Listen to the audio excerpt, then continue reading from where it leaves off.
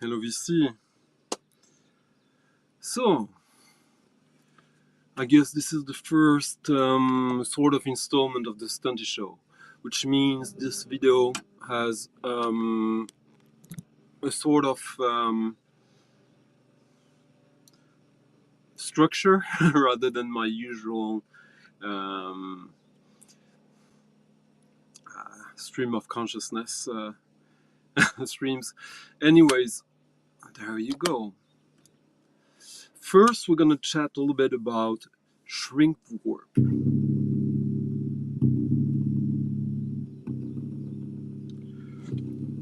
Shrink warp. Is it good? Isn't it? I'm talking about that because I've seen quite a few videos, streams, people chatting about the shrink warp.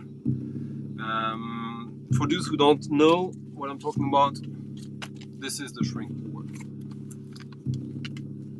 Plastic that the most of new records come in. So when I was younger and buying records, I used to keep the shrink warp on the records because I thought it was protecting my records. Because I was cheap, I wasn't willing to pay to buy an actual plastic sleeve. Some records came with the plastic sleeve and I was happy with that because I was noticing that this was not protecting that much, maybe from dirt or water or whatever. But the issue is that, well, I didn't have any issue with that until some years ago. What really prompted me to think about that was when I saw people highlighting their collection and pointing out that the record was still in the shrink, that it had an added value to them. Well, I will have you know that this is total utter bullcrap. I can at the shop, at the factory, I can shrink warp this in 5 seconds, and so can you in most big shops who have a shrink warper.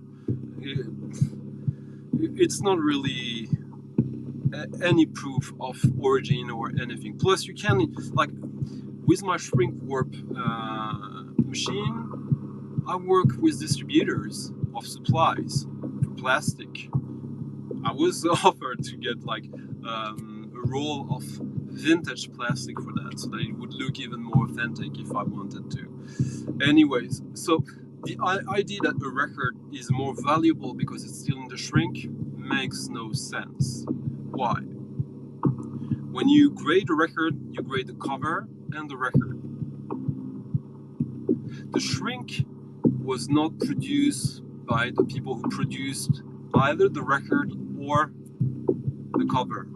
It has nothing to do, it's not connected in any fashion. So the original shrink actually means nothing, because the shrink would come from the manufacturer, the distributor, the retail, or the seller who reshrinked it. So the added value is bullshit. By the way, yeah, I'm reading you guys. Hello all. But a bigger issue, by the way, yeah, let's do away with this evil shrink. Why evil? Let's have a few examples. When I bought this record, Terry Riley, Reed Streams, released in 1967, basically the original minimalism record. Very nice silk screen jacket, which is not just white and black as it looks, but also silver. And well, when I bought this record, it was in the shrink, a heavy shrink, mind you, but still.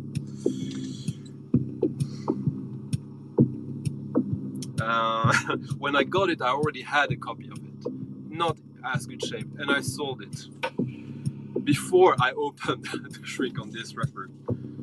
which I don't know if you will be able to see, marks of off-gassing. Usually people think that off-gassing comes from the thick PVC sleeves. These, which many people favored for a long time, that you should absolutely avoid, unless you listen to Madame Sin. But the thing is that this plastic has a chemical reaction over time, which means that at one point, suddenly it releases a gas that affects the surface of the record. Unfortunately, so does some types of shrink, which I was the, the victim in this. Mind you, this is a 1967 record that was in the shrink unopened. So how much statistic can there be about that? I would suspect not that much. But because of that, I've started to make my own statistics because, well, unfortunately, there are quite some records that come still to this day with these PVC covers. Why? Because they are part of the artwork. So what I do now, I don't store the record in them. I just put a cardboard between them in a proper plastic sleeve. When the off-gassing happens, which will ultimately, it shouldn't affect the record. I say so because I've tested that. I've had records, new records from like 10, 12 years ago, even one more, and I tested this on doubles and nothing happened.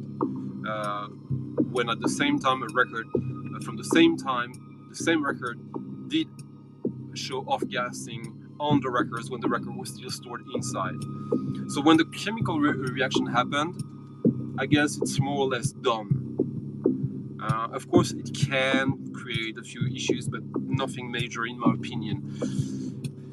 So yes, storing these records that way should help you, but really, this shrink, this is an original Steve Lacy record from 1977. It doesn't look better because it's in the shrink. Actually, it looks quite worse. It's not that beautiful. And because of experience, I know some people will tell you that there's no risk with that. There's low risk, very little in my experience, but there is, because I've had also records in the shrink from the 70s stored that I bought like in the 90s that were perfect. Didn't listen to them for 10 years. Check them again. Oh shit, not exactly the same kind of off-gassing, but also chemical reaction. So yeah, but this is, I believe, the last shrinked record that is in my collection. I went through everything lately, and there you go. A free jazz record that just got free. What a beauty. This is a very cool record, by the way. Michael Smith on piano and Steve Lacy on soprano saxophone. They did a few other records together, if I remember correctly. And by the way, in the background, we're listening to Plastic Man, Consumed. Appropriate, isn't it? Another problem, though, that can happen is when your records come in this PVC sleeves with the hype sticker on it. People have this weird issue with hype stickers that they won't take the shrink off because the hype sticker is on the shrink. Well, guess what? Oh, actually, this also, the PVC that took a little bit off the actual label of the record. But the exact same here, yes, exactly. The exact same PVC that had the hype sticker on it, yes, here. From this is from the late 2000s, I believe, 2007 or something. Well, you can just peel it off. Even now, I did that today and put this on a regular plastic sleeve. It's not that difficult. Most of these hype stickers, if you understand how glue works, well, you're not in for that much of a risk. So, yeah, just if you think about like most of new records that come out, it's fairly easy. Here's a Laurie Spiegel, the same artist, came with a hype sticker on the shrink. You just pull it off the shrink and put it on a plastic sleeve. How difficult can that be? Anyways, that's not the funniest topic, but I guess. But yeah, I just realized I had so many of these records with the PVC sleeve that was part of the artwork that came. That was part of that from the 70s, 80s, the 60s. Christian Closier Le Jeune. This collection that had this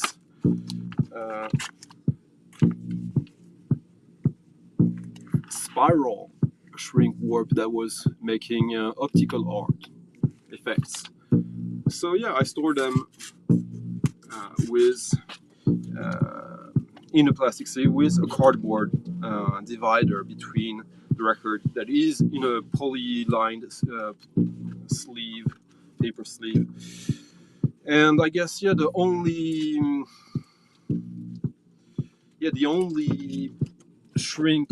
original shrink I will be keeping is because of Alex Motoric, whatever number again, because this little joker, he sent me a VCLT in the shrink of a record I really much looked forward to having. And he drew a cock, a big dick, on the cover, on the shrink. And this record, I was really looking forward to getting this. But now, I'm gonna keep it that way. Anyways, maybe not. We'll see. We'll see the destiny of that record. Eventually, it might get a new function. Anyways, so some new records, and some old records as well. I just thought I would discuss a few things that came in and a few things that, just a few interesting records that I picked up recently. But today I got finally this record, which I pre-ordered last year. Yeah, sometimes it's like that. So it came out on CD last year, but only this month on vinyl. Let's see. Yeah, 247, Alex. So this is from a label I'm not the biggest fan of, but this is from Awesome Tapes of Africa. Pape Nziengi. Yeah, Nziengi. Wenzengui. Pape Nziengi is a Gabonese harp player. He's very famous. He's played with Papa Wemba, with most of the big names of African music that was popular in the 80s worldwide. He played many gigs all over the place. He's not a traditionalist because he adds, basically he's kind of almost like a rebel from the tradition. You wouldn't know if you weren't into the tradition, but this record is so good. So basically he adds some modern instrumentation, some synthesizers, guitars and stuff, but you would barely notice that. And this song is Ngunde. Most of the songs are quite similar, but they add layers, layers of effects and sounds. And this is an album that was originally released in 1989 on CD, but kind of forgotten. It was actually produced or financed by the European Union cultural board. But it's a double album, by the way.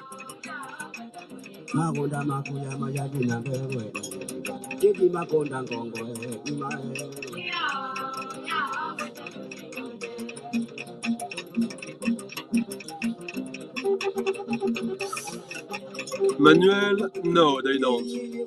I know what you're talking about. There's a EOS, I believe, one of the earliest Soviet France records was packaged in a very cool package back then that included PVC and that fucked up totally the surface of the record to the point that it's barely playable. But yeah, I had the original, so I'm looking for an original copy of someone who was smart enough back then in '83, I believe, to store the records somewhere else.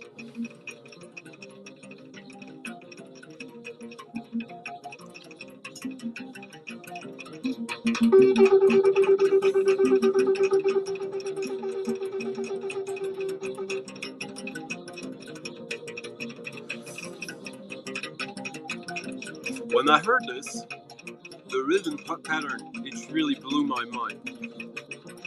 I'm really into fast tempos.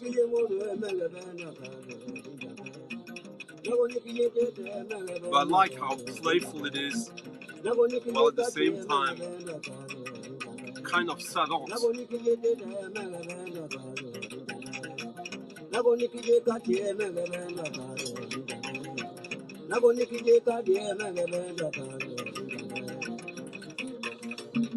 As this was released on Awesome Tapes of Africa, and it was a long time coming, I would suspect that this will not be difficult to find.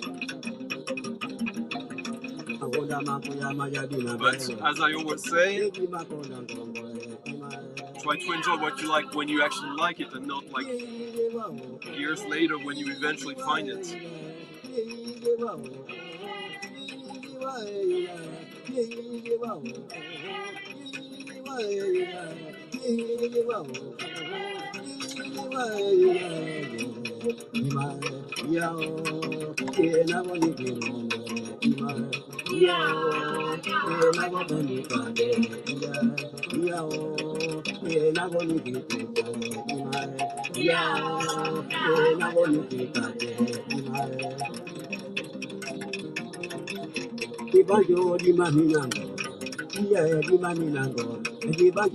So again, Pape and Ziengi from Gabon.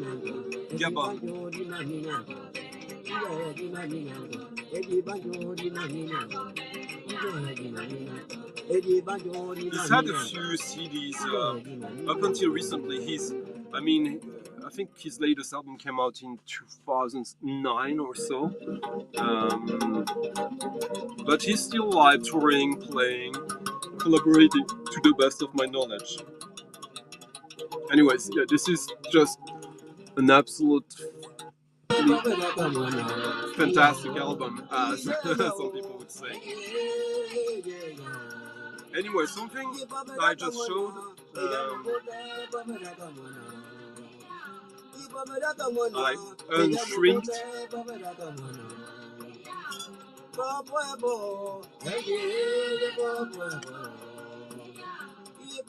This is Michel Magne.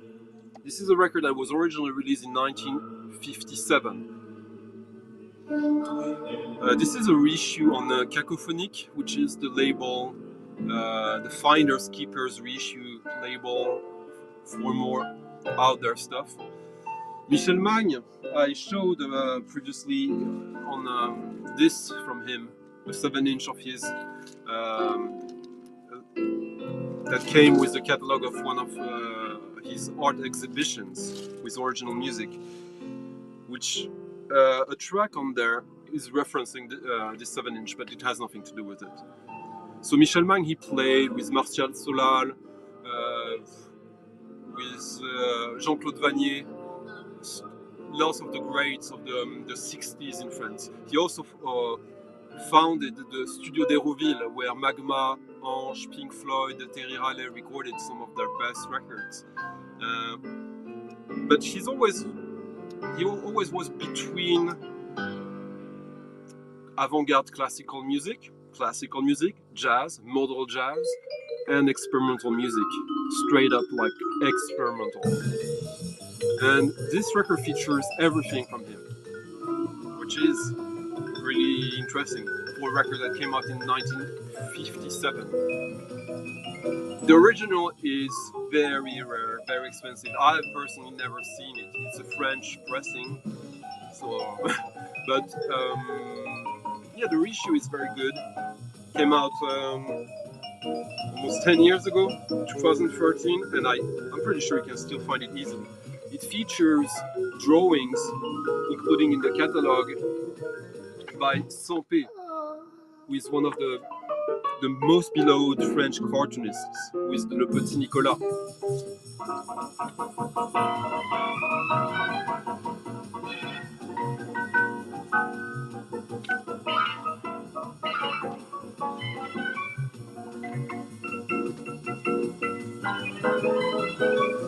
Another very old record that I hadn't listened to quite a while. I don't even know from when it is, but if you know these packages, like with the wooden stick there.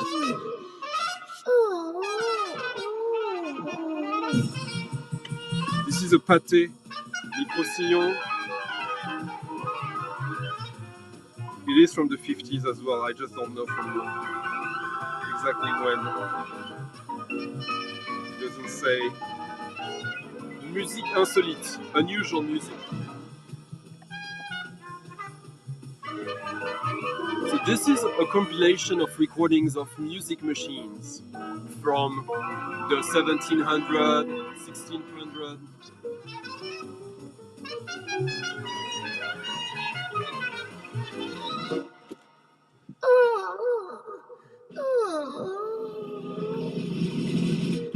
And it's one of these odd records that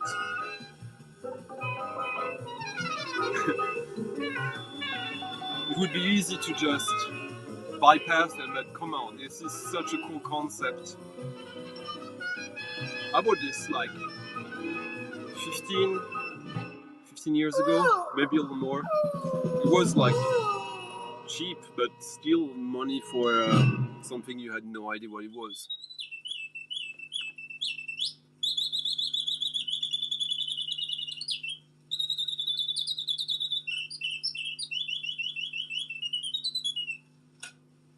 Oh yeah, there's some also recordings on interesting.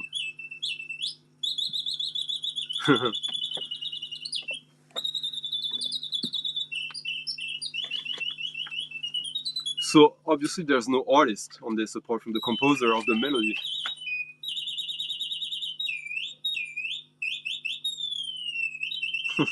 That is pretty cool.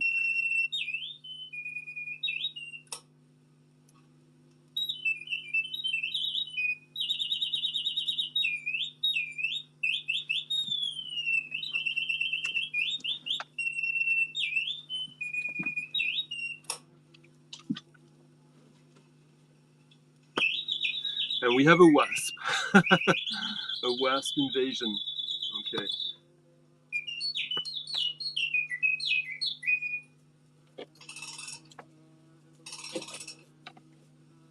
And it's a big one.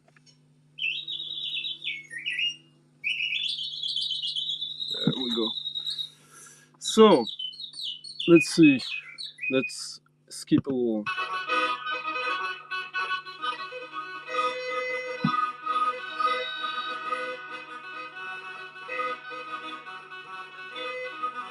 So this is musique insolite, automate, pendule, boîte à musique.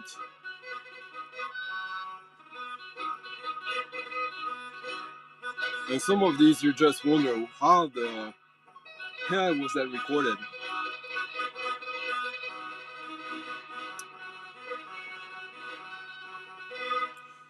to realize, to produce this record, I translate from French, we encountered incredibly big hardships technically. These instruments date from 2 or 3 centuries back. They had to hire good specialists to repair and put everything in order. So they kept intentionally the sounds of the mechanic, the coils, the clicks, etc., to keep the authenticity of these ancient machines. Anyways, yeah, it was fun to revisit this. Now, another record that is pretty cool and pretty much under the radar, a Canadian record.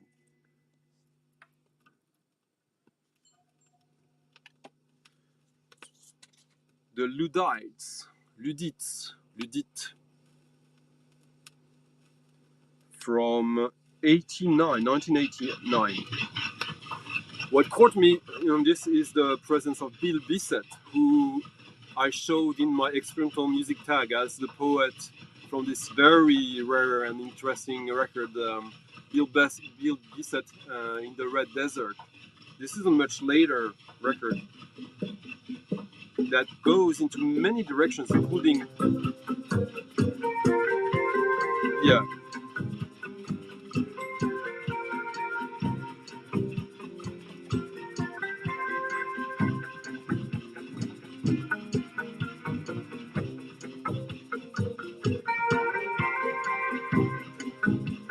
they're kind of like fusion jazz tracks, some punk tracks, some experimental tracks.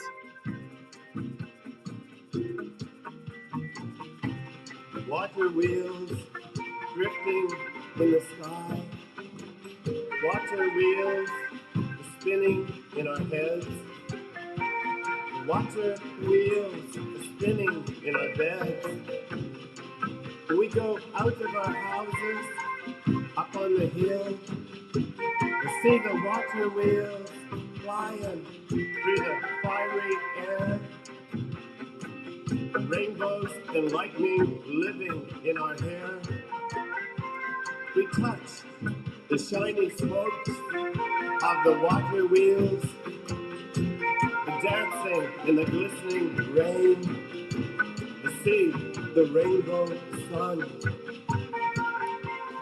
It's interesting how his singing is reminiscent of the way David Tibet from Current 93 sings. It's kind of like an 80s synth pop, a little fusion-y track. Pretty cool. But let's listen to a track that is more punk, called Moon Song. I went to sleep last night under the spruce tree in a dream. I was walking up on the This is very characteristic of Bill Bissett poetry. Well, not punk, but lower rock.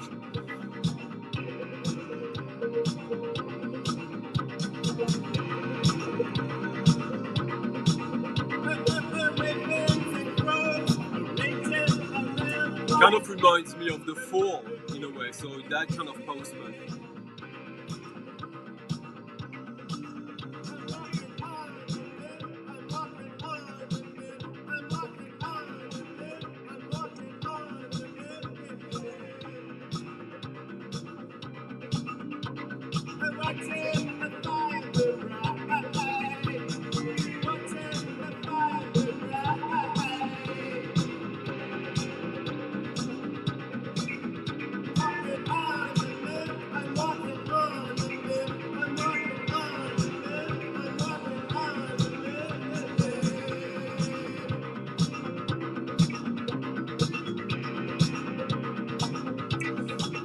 found this in the shop in Paris 20 years ago, something like that. And I was stoked when I saw Bill Bissett in the credits there.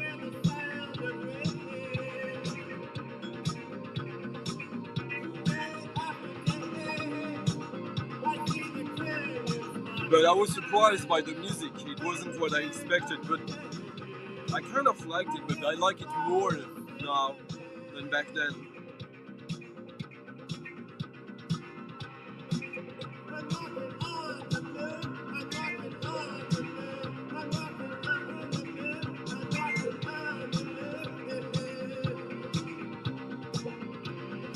It's pretty cool.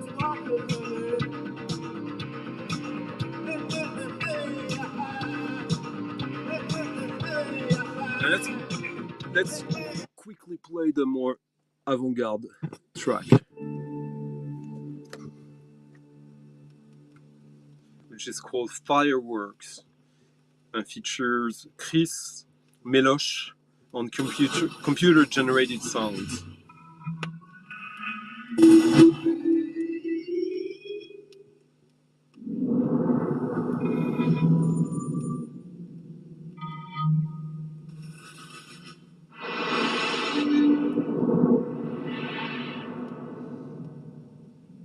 I guess it's a curio in a way, because the label is called Wet Carol Records. I believe this is the only release on that label. I believe no one cared for that ever, and it's bound to be a record that will disappear at one point and will be somewhat interesting. I mean, the instrumentation is pretty cool. Jerry Collins on guitar and keyboards, bass. Peter Denny on vibraphone, bass, marimba, tube drums, and Murray Favreau on guitar and pre-recorded sounds, with Bill Bissett on vocals and lyrics and texts.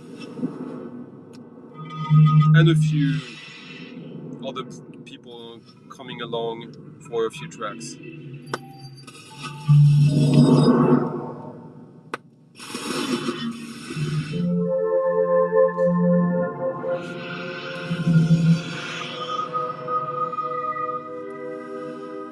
I've come a long way. We all are. There's a longer way yet. I've gone past marriages, the village, partnerships. I've traveled through the friends carrying, dancing me to the edge of the world.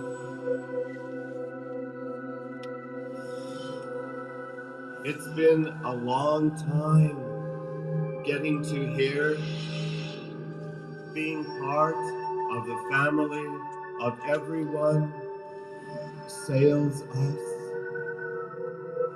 There is a great sea here, voices, sunsets, a long tunnel into the sky. At the top is singing and blessings on all our changing. The sky is smiling.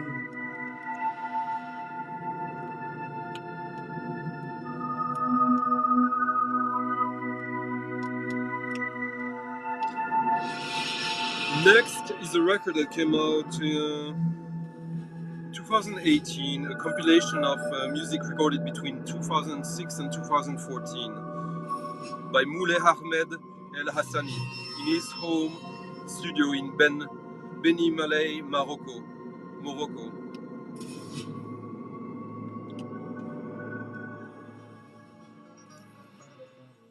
It's a double LP of modern music from the Atlas Mountains in Morocco.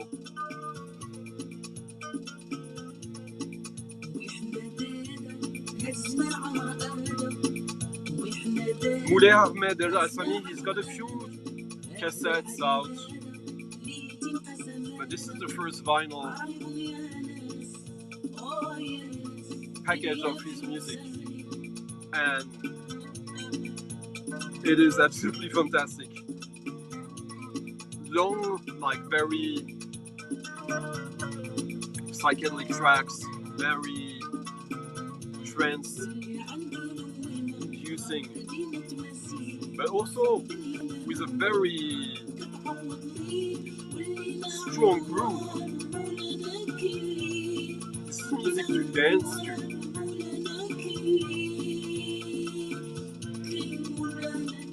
Atlas électrique. Moulay Ahmed El Hassani.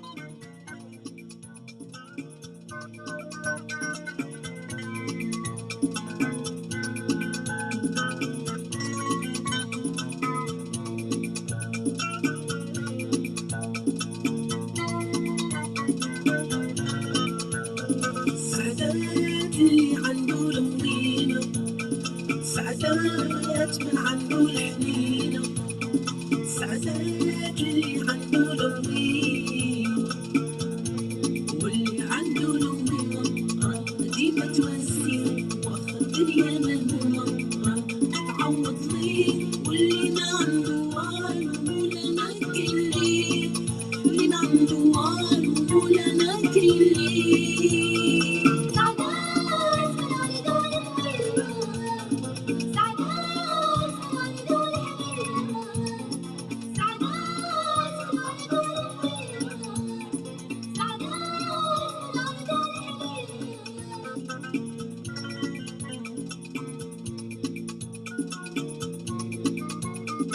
The quality of the recording is exceptional. It's very rare that for this kind of music you get such a good sound, and the pressing is superb.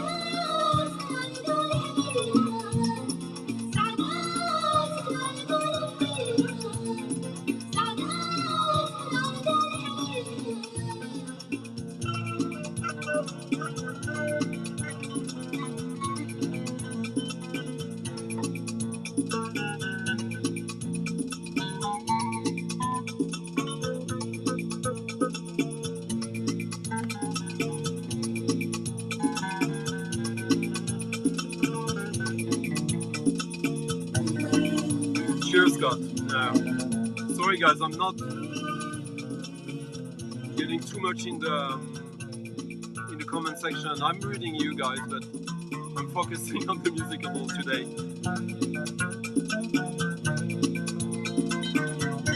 The next record, I'll play two records actually to explain that, but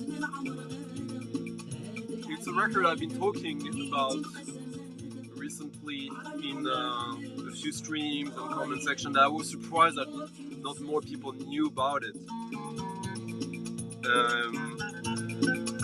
This is a record from 1978.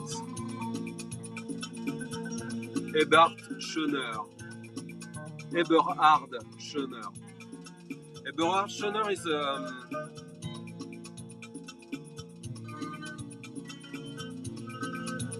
modern classical jazz fusion composer from Germany, and he's been around since the 60s, late 60s. And on this record, which is the follow-up to his Bali Agung record, which is amazing fusion jazz, and fusion not in the rock sense, but fusion in the sense that going to Bali.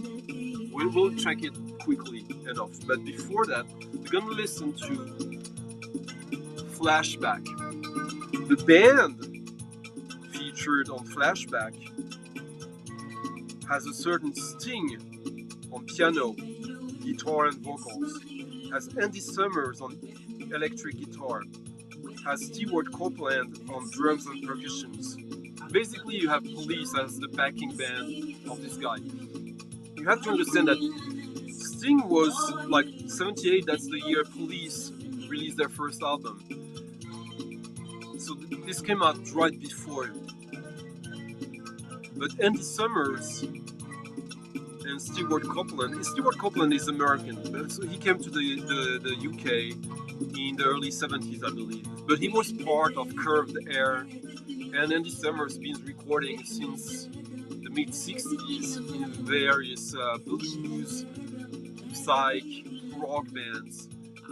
So basically they were session musicians. And they met Sting, who was a little younger, I believe. He was 27 when this came out, and when the first Police came out. So they were not kids, they were not the punks, the usual kinds. But on this record, when you're familiar with the Police, and you listen to this that came out at the same time, let's listen to that.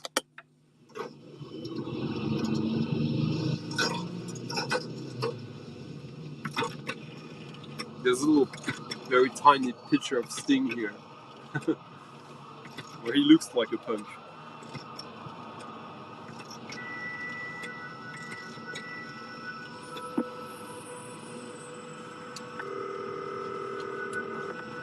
For me, this is one of the most influential songs of the 70s in regards of its influence on the next decade. Hello? Why Don't You Answer is the name of the song.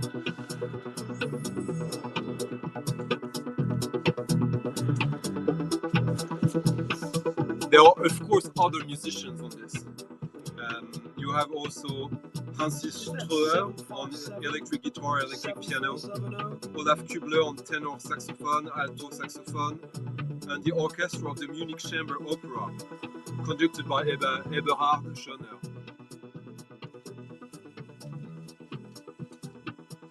Hello. It's Joe.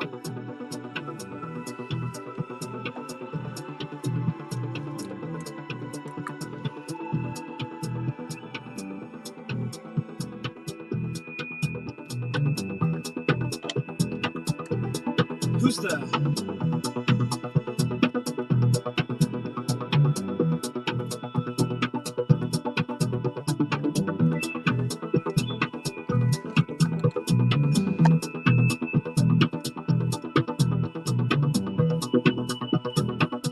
Why don't you answer?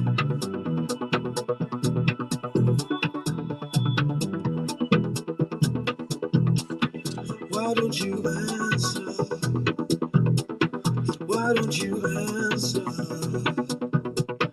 Why don't you answer? Why don't you answer? Why don't you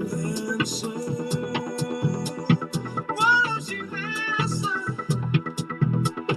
Why don't you answer? Why don't you answer? Why don't you answer? Why don't you answer?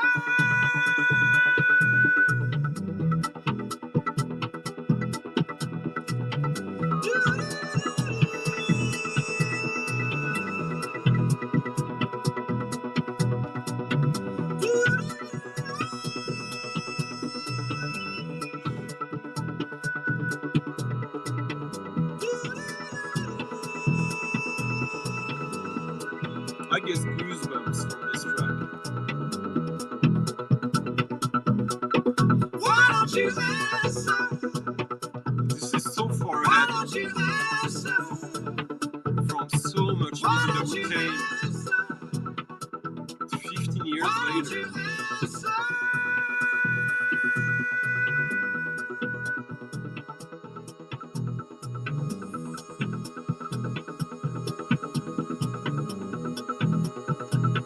Or even like today.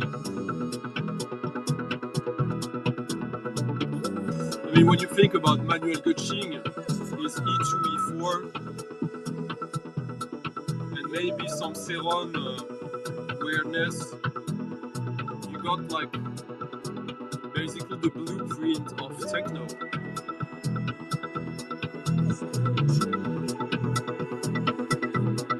Please say something.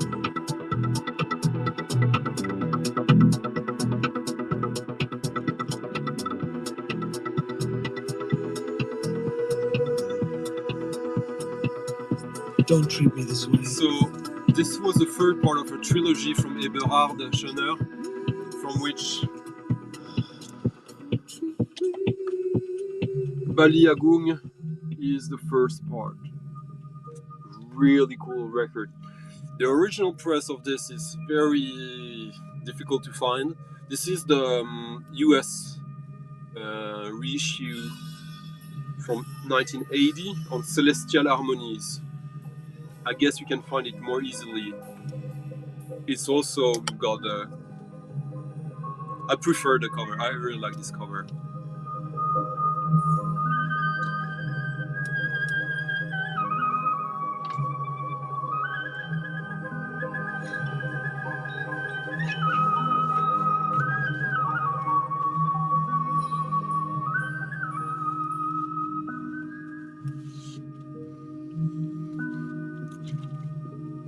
For John, we might stay in the punk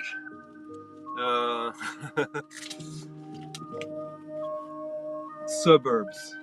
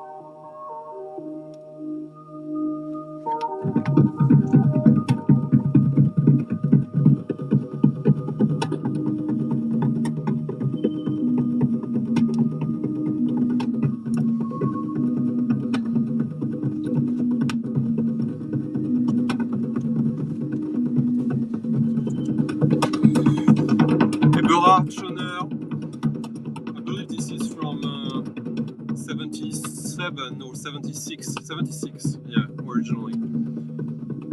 Eberhard Schoner, synthesizer, mellotron, Peter York percussion, Siegfried Schwar guitar, and the gamelan orchestra of Saba and Pinda of Agung Raka.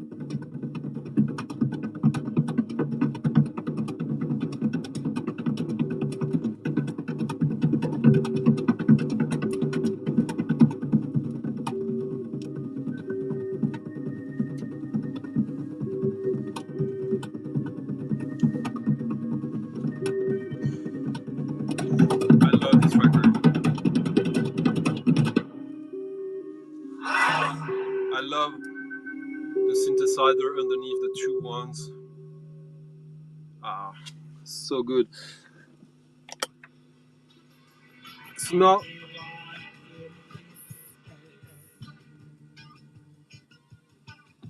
a record I just found in the wild here that really helped me because it features a track I love on an album I don't like. There's only one track I like on that album, and it's a compilation with a better version of that track than the one on the album of the Mothman, a punk band from the early 80s from the UK. This is Party Sounds, Volume 1, On You Sound. This is basically Adrian Sherwood produced punk and dub reggae.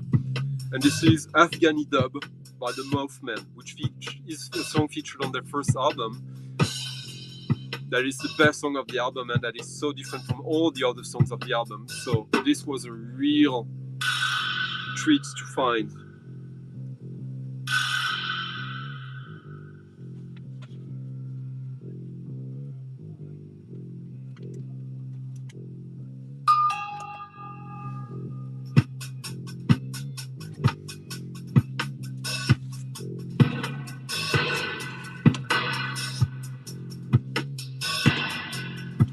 It's a pretty great compilation though, like you got the Sons of Orca at their best, New Age Steppers, Judy Lennon, The Chicken Granny, Prince Farai, London Underground, and lots of other people.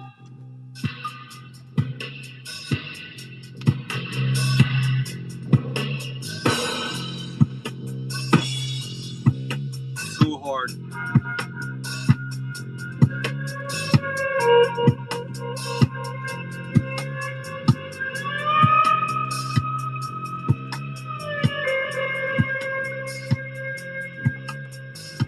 Nice after that.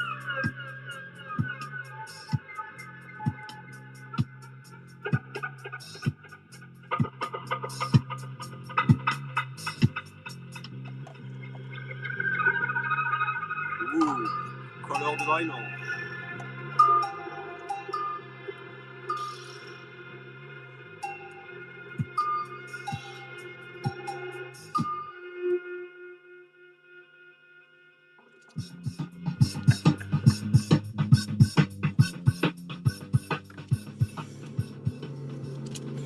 Now a record I bought when it came out, I don't know how long ago, maybe 20 years ago, maybe a little less. And I really liked it back then, but it really was a bit surprising. This is Popol Vuh on Mego edition, or Edition Mego back then. And it's a remix by, on one side there's a Mika Vaino remix from Pansonic, and on the other side, which we're listening to, it's Aguirre, the soundtrack by Popol Vuh remixed by Haswell and Hecker. So basically Russell Haswell and Florian Hecker, I believe is. So heavily processed, glitchy version of Aguirre by Popol Vuh.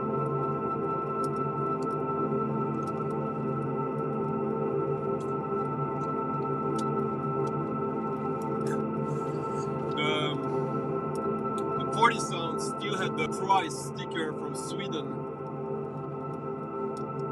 9.95 crowns, which is $1. Cost $1 when it came out in '81.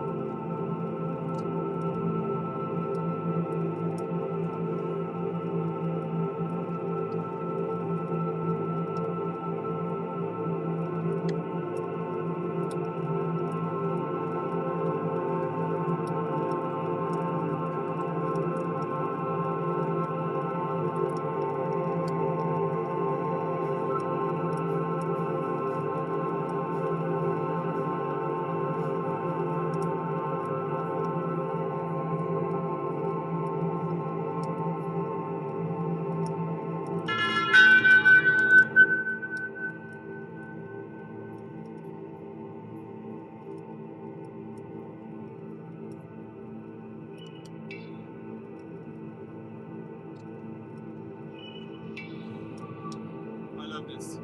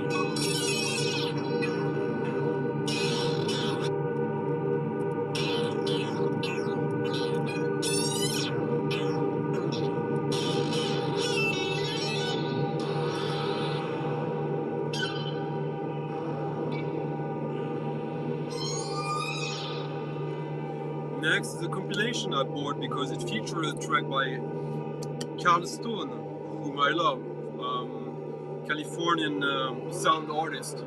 This is his first album, Wu Lei Oak, on Wizard Records, which also released the Bruce Dittmas album, Yellow, that is insanely good. This is Carl Stone's latest album that has been so good with me.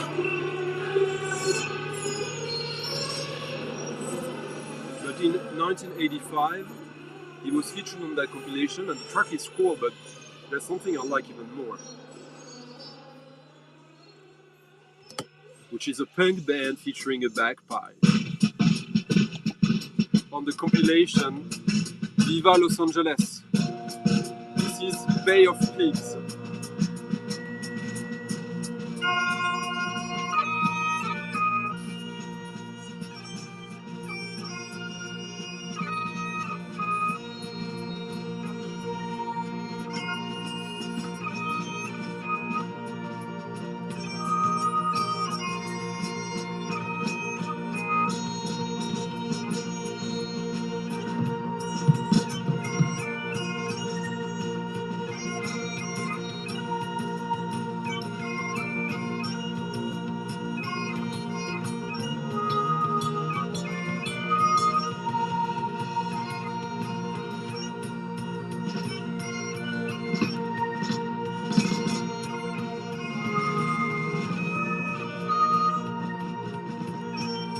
Weirdly enough, Carl Stone was featured on a few hardcore punk compilations from California back then.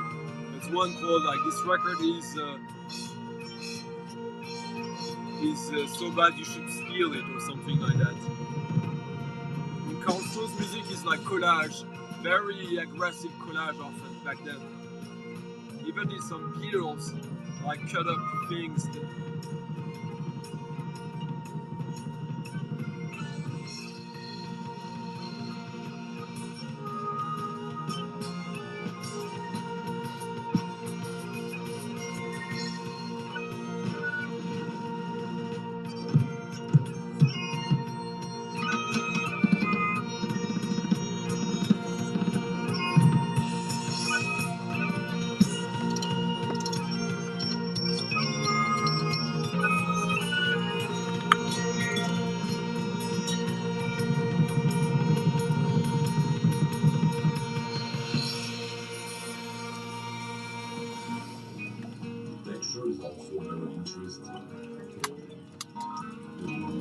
Next is a record I just got, quite old, from the Vast Deference organization.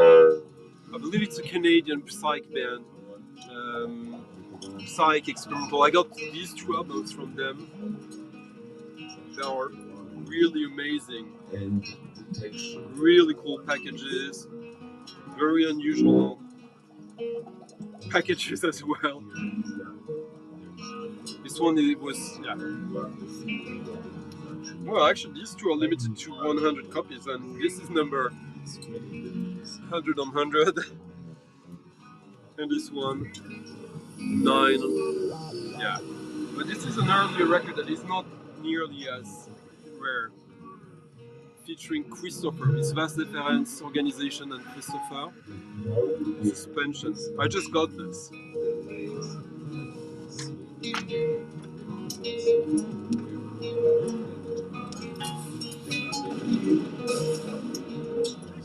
It's from 2001. It's basically a collage of avant-garde noise, psychedelic rock, folk, outsiders music, I would say. People too smart for their own sake, maybe. I mean, the cover also. Pretty cheap package, this one though, but it is what it is.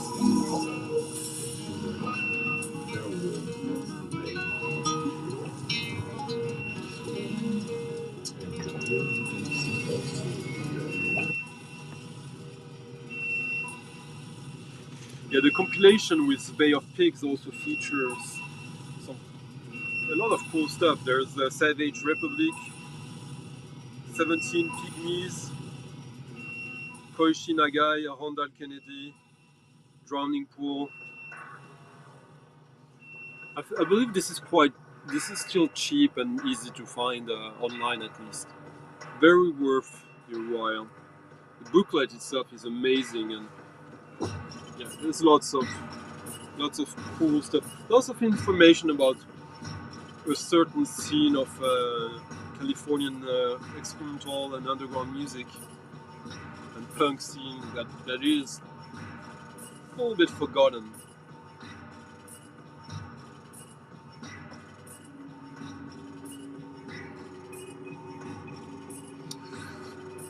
Only two more, I think, after that one.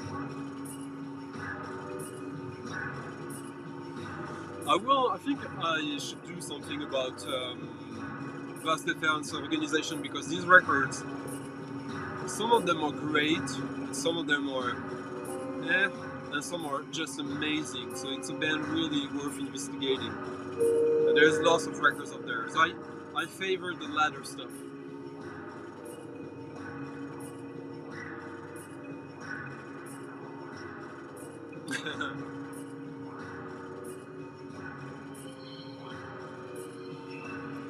What do you mean? New music and reissues, it's two different things. Well, my new music I find everywhere.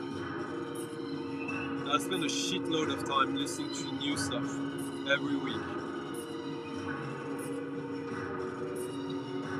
Like a scary amount of time, to be honest.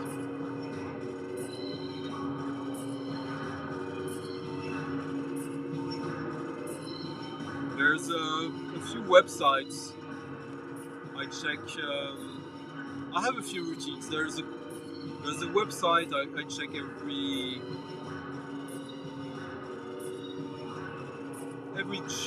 Thursday night, sometimes even on Wednesdays. There's two websites I check every Friday morning. There's a website I check every Sunday evening. And there's a couple of websites I check every day. Plus the mails I get from Bandcamp, artists I subscribe to.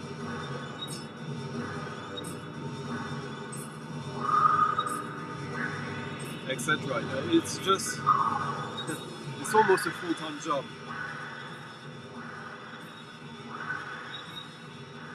But yeah, for the reissues,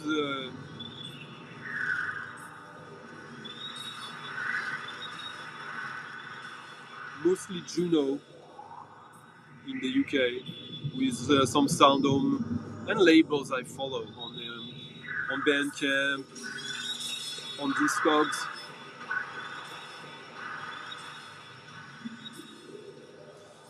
And also always revisiting stuff I think I already know, like the discography of collaborators and members of Nurse with Wound. I'm not getting everything they do, but I want to check everything.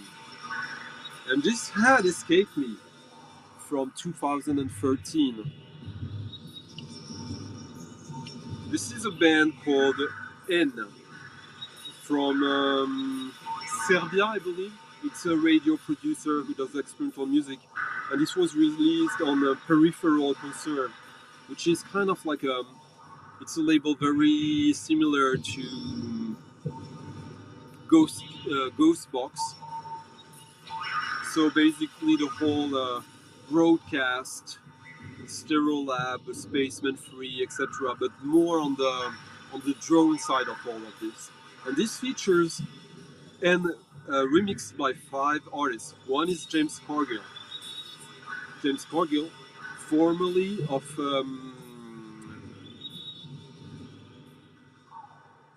Broadcast. Then a remix by Sculpture.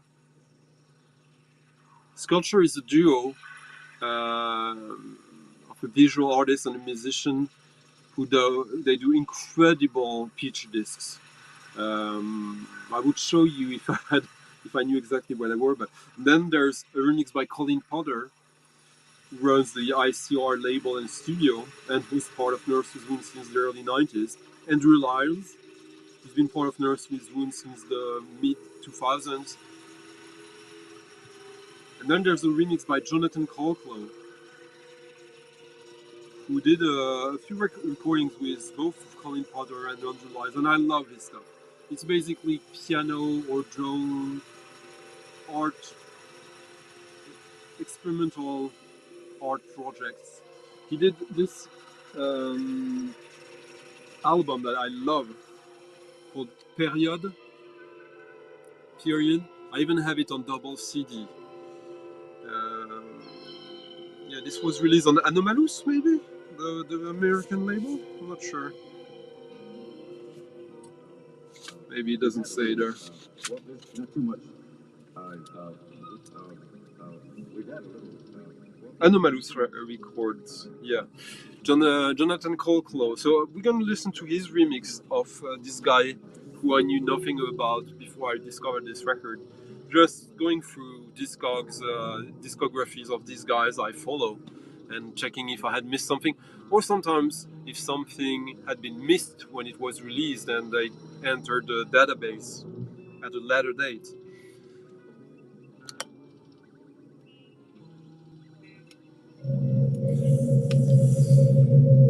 Big Box Bobby 2, what a name. I collect 45s? Yes, I did a video a couple of months ago where I showcased a lot of my industrial 7 inches or post-industrial. I have but I'm 7 inches is not my medium of choice. I have, I guess, around 600 7 inches maybe.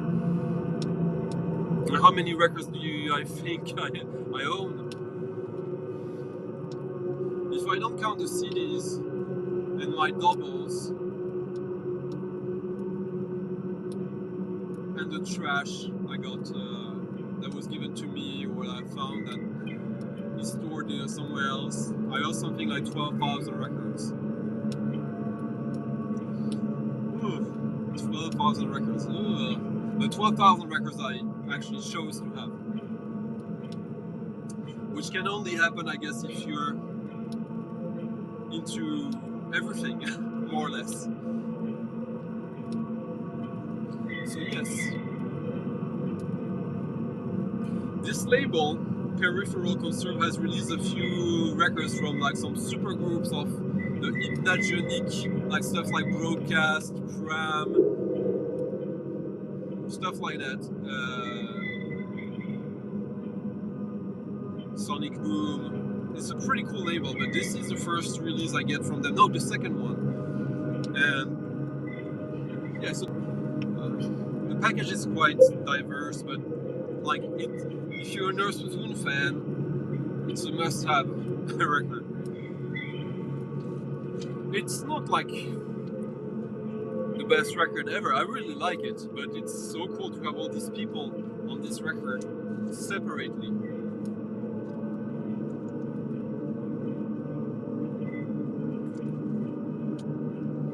And lastly, last record of the day, a record I mentioned and previewed in the vinyl tag, a video I did at the beginning of the year.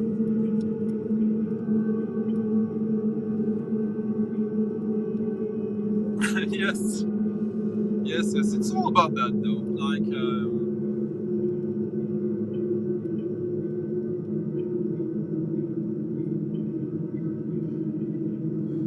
I used to have a weekly radio show in Paris on airwaves for 16, 17 years. And I've been writing for magazines, doing music, releasing music, releasing other people's music. I've worked in radio, in record shops, distribution, promotion. So yeah, it's always been about sharing in a fashion or another. Yeah, Jonathan Croco, yeah, I forgot to say that a lot of his music is also based on field recordings. And that album that I just showed, Period, essential ambient from the past 20 years.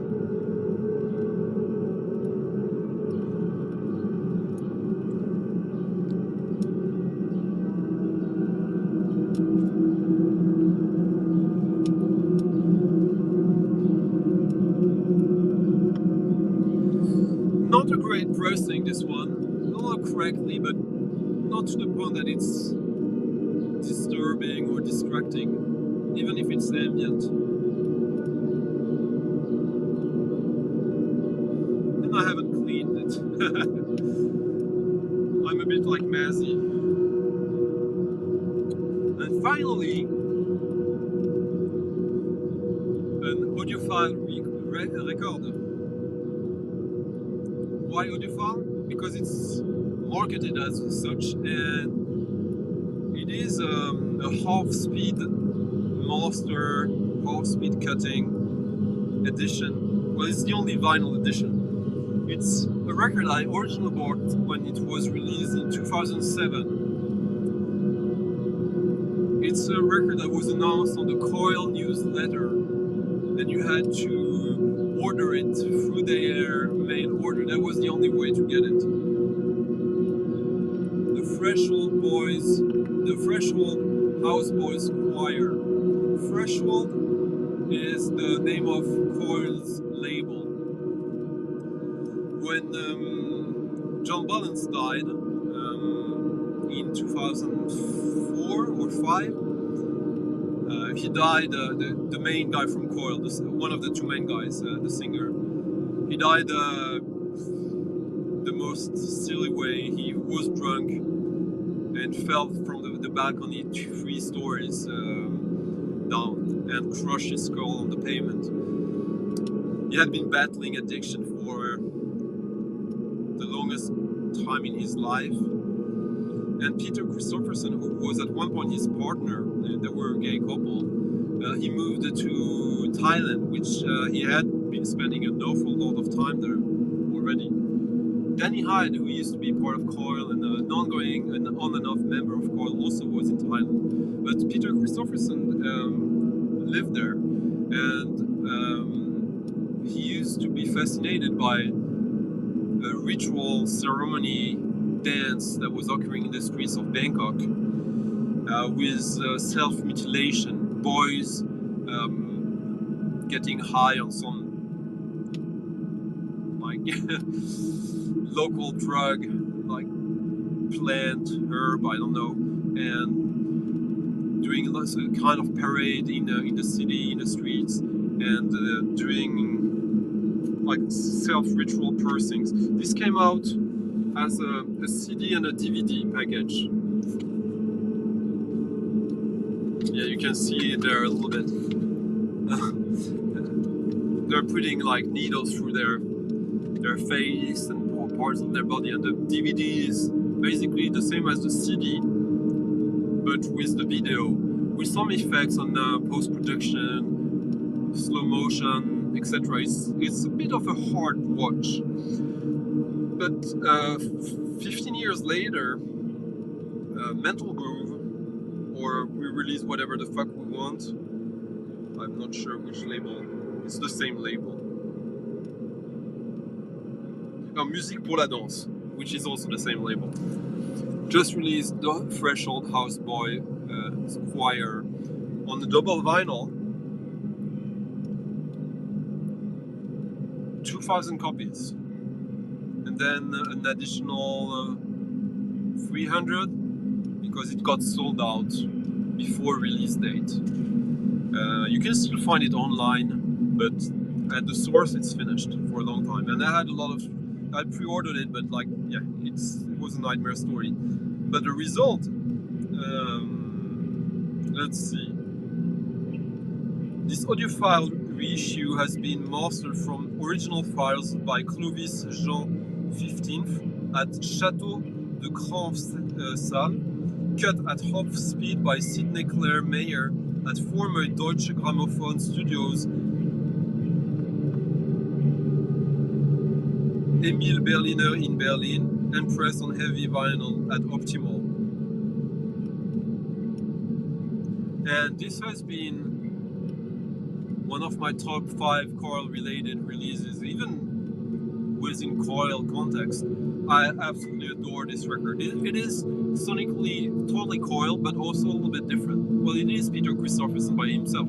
Peter Christopherson, founding member of Throbbing Gristle, one of the key members of Hypnosis,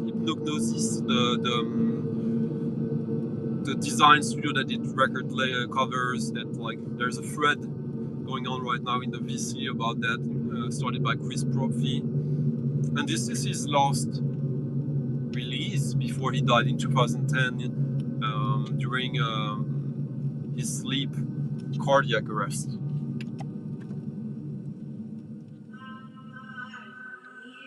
And the pressing, I must say, is absolutely stunning.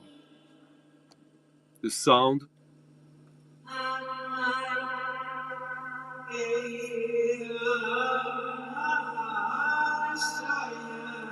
the package is alright, nothing special. It's a gatefold double.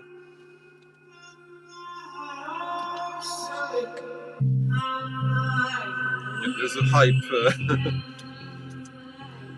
thing. So you got basically stills from the movies and some liner notes by Peter Christopherson, January 3rd, 2007, Bangkok. But the DVD is not included. They missed that.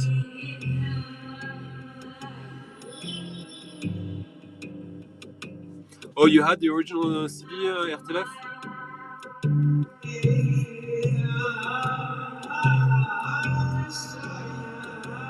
Some Soy Song, which is another project from Peter Christopherson with Son, C-O-H, came around the same time.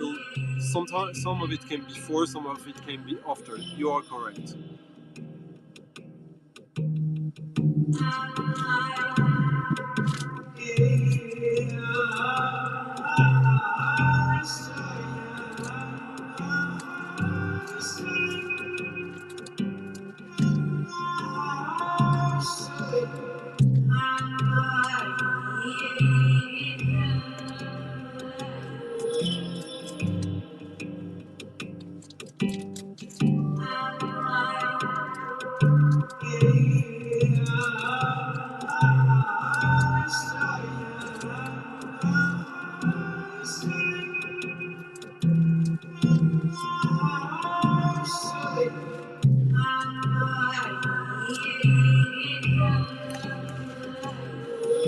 Here's a fun record, the Soy Song record. That came between 2 plates that was screwed together with a QR code here.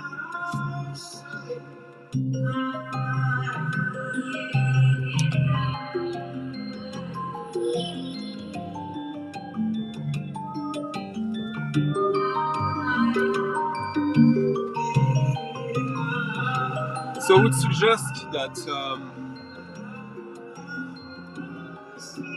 if you like that, or if you're into Coil, this is a really essential record to get, much more so than the recent silly reissues of Love Secret Domain with tons of additional tracks that will never be rare. Even the new reissue of Music to Play in the Dark 2 with all these color variants.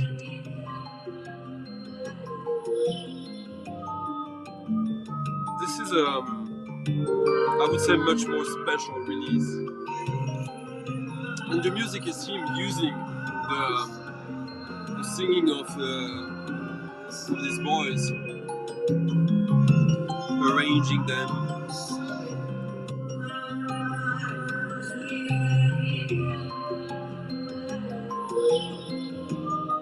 starting to get there, where there's very few coil stuff that is not issued on vinyl. There's one album,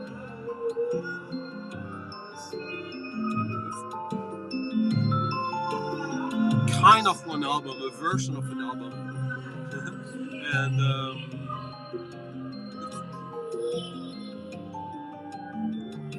remix, a few things, very few things, and side project stuff, of course.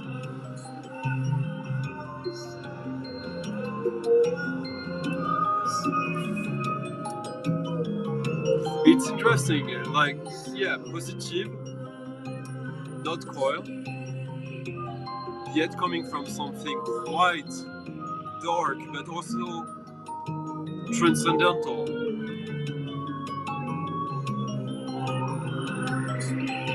Basically, these boys are going through a pain trance, which is kind of certainly not unusual ways in primitive cultures to reach higher states of consciousness, and even in the Western culture, if we have to be honest. I mean, watching an AGK video is a way to reach higher states of consciousness through pain, for sure.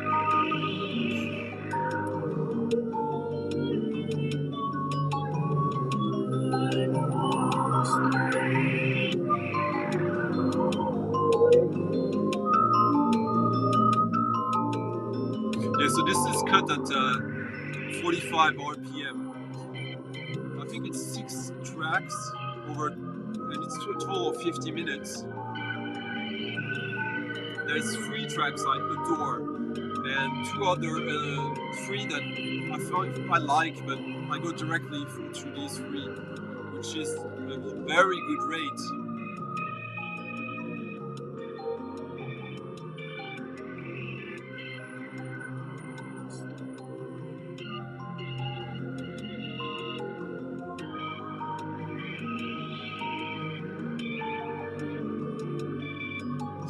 Yeah, so this is actually the music made by the guy who did these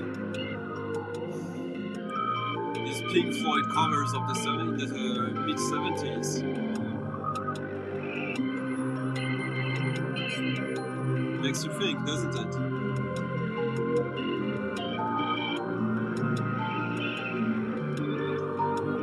I think I will do a new coil video sometime this year. If you haven't seen, I did a 3-part video when I started out this channel 2 years ago soon. And it was pretty crazy because I went through everything that existed on vinyl with coil back then.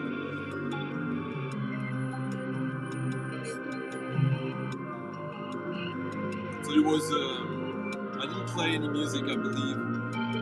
It was quite long. It was basically a show off of records, which is fine, but yeah.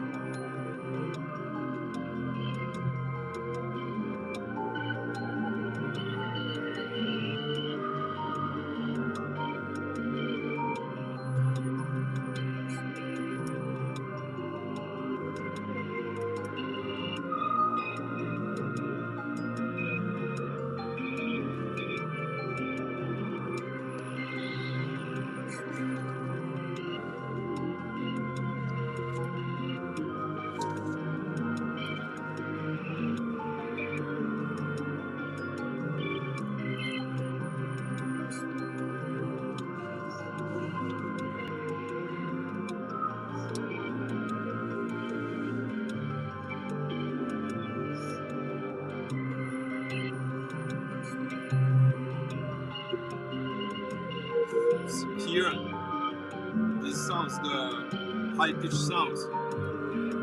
This is the coil signature sound.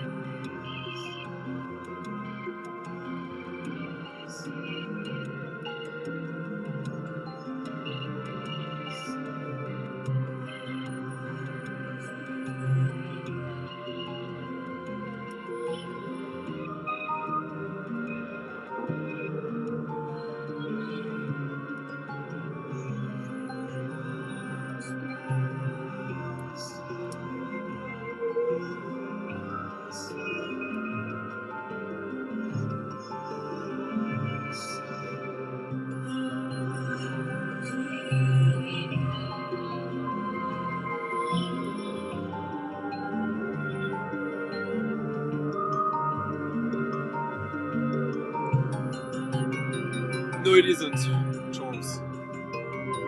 But it's a decent pressing. I had the CD in the pink box. Box. But I bought the bootleg of it on vinyl.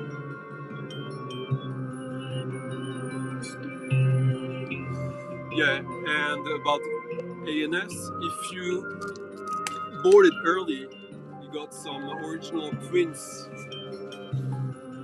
of the graphic scores they did for the recording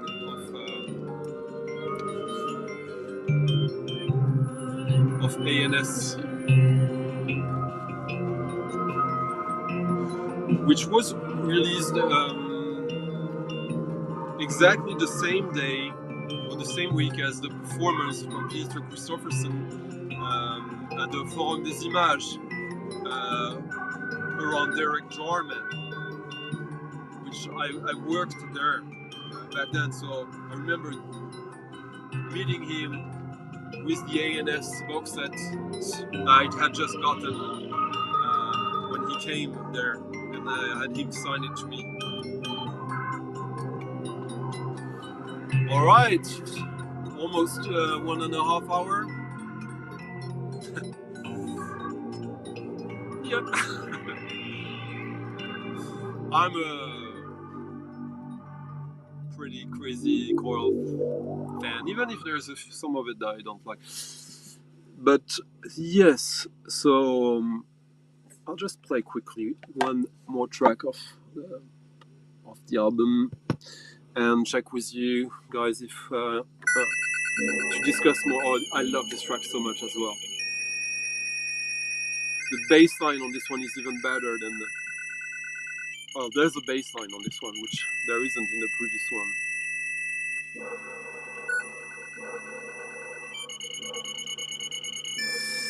Yeah, I was quite close to Coil. Like when John Balance died, they sent me this card.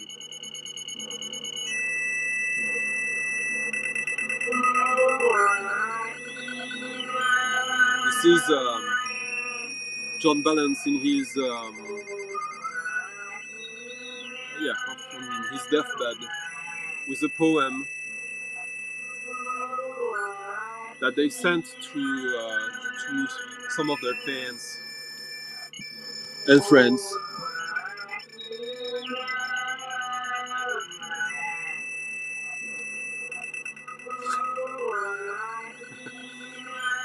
Have you? Oh, yeah, I see your avatar now. Yeah. Well, you can go back and watch that series of video I did. I also did a video a year, I think in January last year, where I covered the coil-related releases of 2020.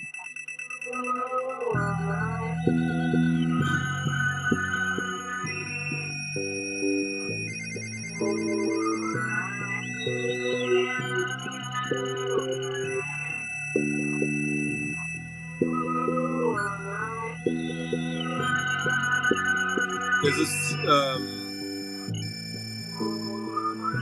kind of vocal synthesis sound that is coming later with the synth that you can already hear in the background here. It's just phenomenal. This is probably gonna be my issue of the year. The sound is so good.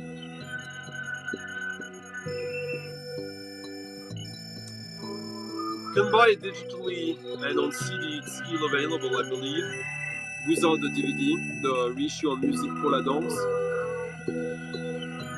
But try to get the vinyl if you can find it.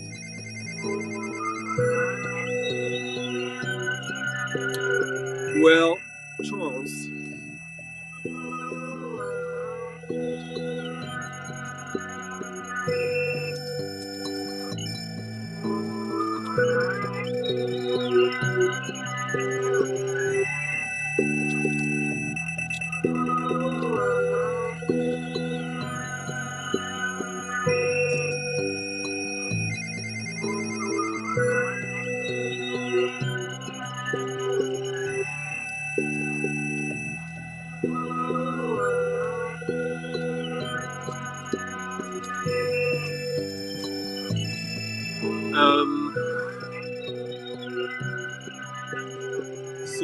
2003, Coil were performing at the Ultimos party in Cumbersons in the UK, invited by Otaker.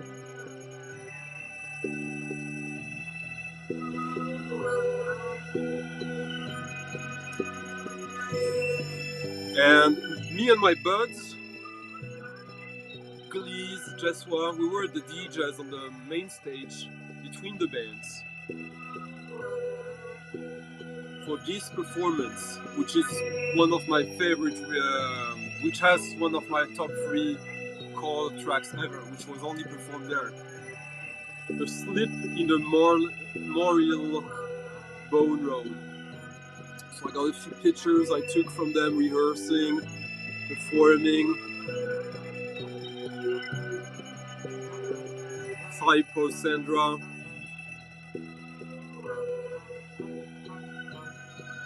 I bought like a mini camera, a throwaway camera, just for the occasion. So that's when I saw Coil, when I was DJing before and after them, for what I believe is one of their greatest performances. This was released as a CD a few years later, officially, and this is a bootleg on vinyl. Very good quality.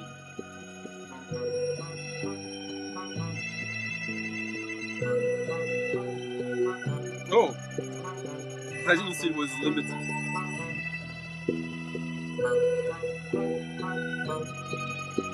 I think they did like 3 color variants of this.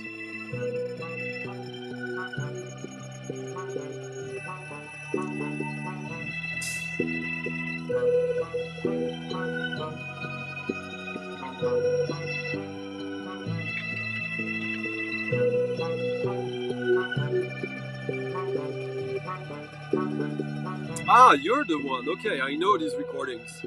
You have the original ones, the CDRs. I only have the first one. But I know there's a box, a Soy Song box, and there's also a Discman with a CD that is fixed in it.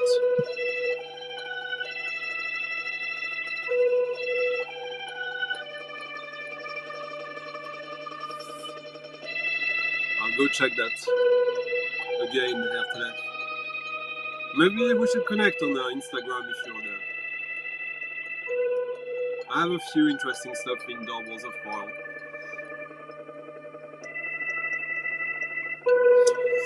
And that's it for today, guys and girls, if you are here.